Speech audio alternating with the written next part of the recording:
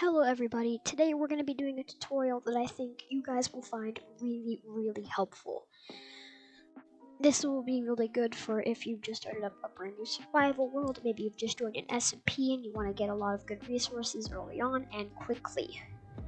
These are 10 Minecraft farms that are at least somewhat automated and can really help you advance early on in the game. These are really easy and simple. I didn't go with any big farms that your average Minecraft player may be a little intimidated by.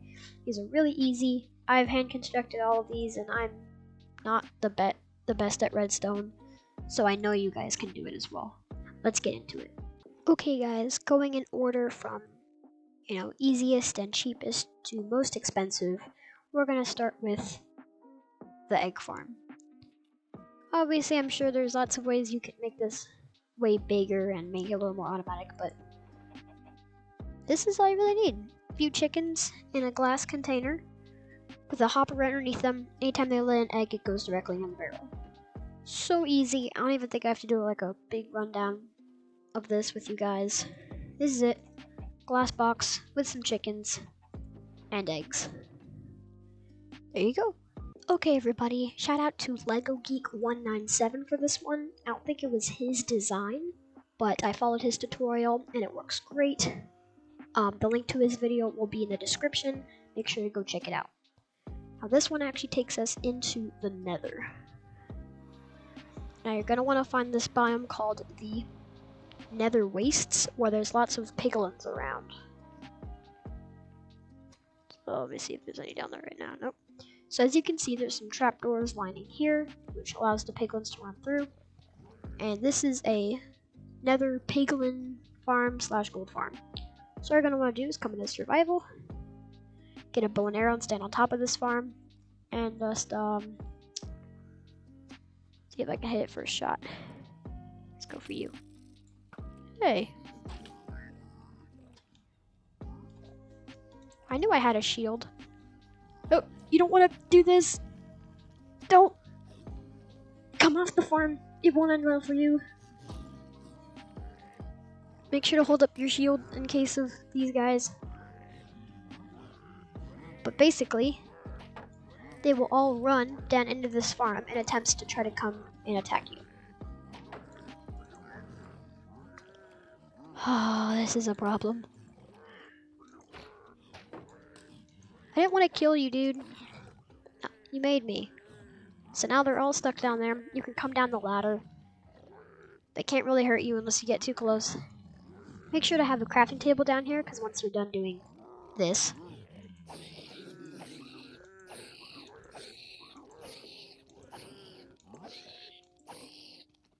looks like a piglin came down here also. All of their loot will drop down here. You'll get some gold swords, some rotten flesh, some gold nuggets, and if you're lucky, some gold ingots. Now you want to have a crafting table down here so you can take your gold nuggets and convert them into ingots. Obviously I don't have enough here. But yeah, it's really effective, and also as long as more piglins spawn, they will also attack you. Like the second they spawn up on that cliff or down there, they'll immediately run after me and come into the farm. Really simple, pretty effective. That's level 2 on the farm difficulty level. Let's get on to number 3. Coming back into the overworld, everybody, we're going to be going over one that I don't think a lot of people actually use in those survival worlds, because they usually just get their source of cobblestone from strip mining, but I think this is a really good method. This is a semi-automatic cobblestone farm. So as you can see, we have the general cobblestone gen set up here with the water running down here and some lava here. But the difference is there's an observer right there that detects when you break this block. It'll send out a delayed signal into a piston down there, which will push up the next block. And obviously because there's obsidian up there, it won't ever go too far upward. So if we just grab a pickaxe here, go into survival, you can see once we mine it, we pick it up, and it'll push it up and give us some more. Now you don't want to mine it until this has come up, because then the system will like kind of freeze. So a lot of times a good idea maybe to get a obviously another pickaxe is technically the best, but just for the sake of this farm, maybe get like an iron pickaxe, and then just sit here and mine it. That way by the time you're finished mining it, cobblestone will have already like been made.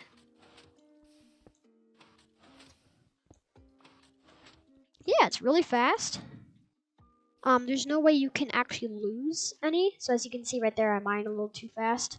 So when that happens, you just want to place another block there and mine it, and it'll just keep going. So it'll never like officially break until any of these redstone components stop working. Real simple, really easy. I'll leave the link to this farm as well as all the farms down in the description. Yeah, I think this is really useful for making big builds such as that one, but we'll get to that later. Let's move on to level 4. Okay, everybody, I know I said that these were 10 redstone farms, but this one's going to be kind of 4 and 5, because they go hand in hand. This is the wheat and bone meal farm. Now, as you can see, I just have 2 layers that are each exactly, let's see, 1, 2, 3, 4, 5, 6, 7, and then this one should be 8. 2, 3, 4, 5, 6, 7. Okay, never mind, they're all 7. That way, because water reaches, once it comes down a block, it reaches out 8 blocks. So on the 8th one, it'll come down and go out another 8 and push all of that wheat in there. This one got broken on accident. Then all you need is some dispensers with what removed. They were removed, but what's supposed to be in there are some water buckets. So go like that. Then when you pull this lever, once they're all fully grown, it's pretty satisfying if you ask me. Pushes it all down into those hoppers. You may have a couple strays, but they will almost always go into here. Now if you have a crafting table on hand, it'll be really easy to craft up this wheat here.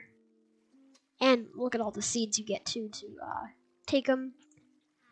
And if we could get up here and toggle the lever off, on, and off again.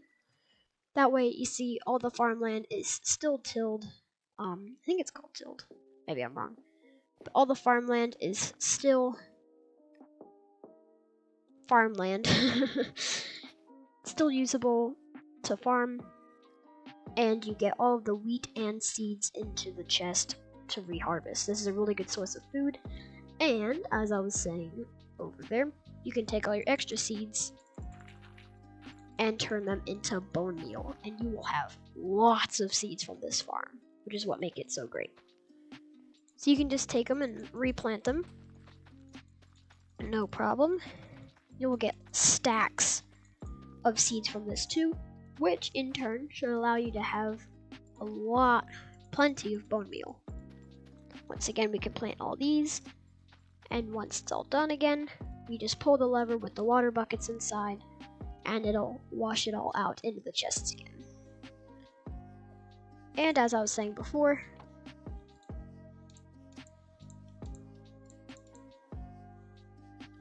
great source of food. Now guys, I know this is a bit of a stretch in terms of it being a, quote, farm, but it is a really good source of emeralds and plenty of other valuable items you may need.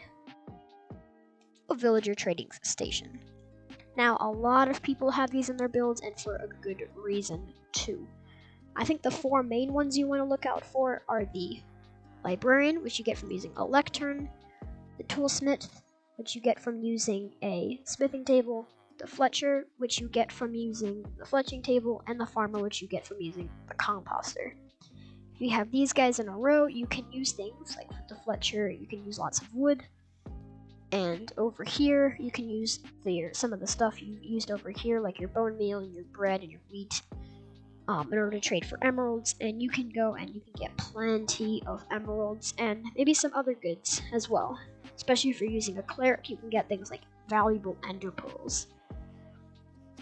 I can't exactly show you how this works because it takes a really long time, but if you like de-zombify them, if you de-zombify them, they'll give you even better trades. So for those who didn't already know about this, this is a really good source of emeralds and other valuable items, especially with the toolsmith. Okay, everybody, jumping right on into number 7, the wool farm. Now, how this farm works is you have some grass leading into the area of your farm. You can collect a lot of wool from this. I got like 3/4 of a stack and half a stack of white and black wool. Now, how this works is you have a grass trail leading up here, and whenever sheep eat grass, they regain their wool. So, we use an observer here, right at the grass beneath them, to detect anytime one of them eats. So let's see if we can wait for just a second, see if any of them eats any grass. There we go. The entire farm triggers. Anytime they eat the grass, a dispenser with shears in them, which I didn't actually know you could do this until I made this farm. Dispensers with shears trigger through a repeated output. They will all trigger and shear all the sheep. Now, as for collection, that's kind of tricky because a lot of them will fall out here or back there. You could always just place some hoppers around them, but that's not always the best idea. So I think your best bet will probably be to just set up the farm, have it automated, and then go through and manually collect a lot of the wool. Other than that, it's really efficient for making a build out of wool. It's really, really useful. Maybe you want to sell some beds. Get the string for the Fletchers. All in all, really efficient and rather easy farm. Okay, guys, moving on to number 8. Just because this is towards the end of the list doesn't mean it isn't easy. I would still consider this a pretty easy farm. The 2 after this are going to be a little more complicated, but I think this is really good. It's expensive, but it's easy, which is why I rate it number 8. Because even though it's easy to construct, it is not easy to gather all the observers and pistons. But this is a melon and pumpkin farm that works very, very well.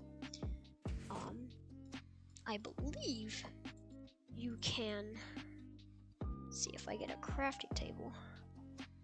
I think you can use these melons to construct a whole melon, if I'm not mistaken. Yes, you can. So you can use these melons and pumpkins to go trade with your farmer villager and get tons of emeralds, and it's automated, so you'll just keep getting emeralds. Now how this works is over all of the farmland, there's an observer that detects anytime it stoops over to make a melon or pumpkin. And on all the grass spots is a piston. So anytime one grows over, a piston will break it, and it will go into the hoppers underneath and run into your chest. It's very effective and very useful in general. You know, something like the wool farm may not have all that many uses, but this is a very good farm to use. Moving swiftly on is number 9. This is definitely very useful in terms of, you know, how many uses it may have. This is an automatic sugarcane farm. Now, you can use a much simpler collection method, but for the one I have, which works the best for like really big ones, if you use just a straight hopper into chests, then I would probably rate it somewhere around 7 or 6. But because you have this minecart with a hopper collection system, it's pretty expensive and not totally hard to construct, but you know, it's kind of a pain to get all the minecarts rolling and everything. How this works is your typical sugarcane farm. We have slabs running out from the observers back into the pistons, with some water right next to some grass. So anytime one of them, like this guy up here, grows into one of the observers, all these pistons will fire off and push it onto the ground. Now, minecarts with hoppers can actually collect through a block. So, if I have a minecart with a hopper here and an empty block there, then if I were to drop something right on top of there, the minecart can actually pick it up as long as it's going along there. I know it's kind of a bad example using crafting tables and pumpkins, but I think you get the idea. So these minecarts will run around in an infinite loop until they come back here, drop it into the hoppers, which will run into this chest. As you can see, it just barely pops up there. That's because it goes back here.